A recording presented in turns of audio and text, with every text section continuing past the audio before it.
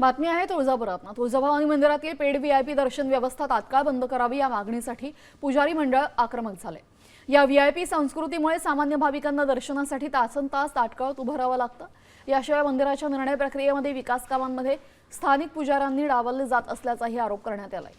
मंदिर प्रशासनाचा निषेध करण्यासाठी पुजारी 1 दिवसाचं उपोषण करणार आहेत।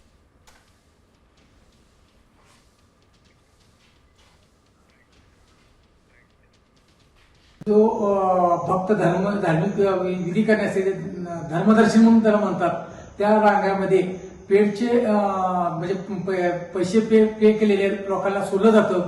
त्याच्यामुळं त्या धर्मदर्शन लोकांना अन्याय होत आहे। म्हणजे जी मंदिरची बदनामी वाढत आहे की कुठला तर व्हिडिओ भक्त घुसला व्हीआयपी म्हणून चाललाय आणि कुठल्या तर अधिकारी कर्मचारी प्रत्येक कोणीतरी येतो अधिकारी, यातून तो मंदिरची बदनामी वाढते आणि भक्त नाराज होतात। त्यांच्या समोर दुसरे भक्त घुसल्यानंतर हे थांबवलं पाहिजे, म्हणून आम्ही या पेड दर्शनचा विरोध करत आहे।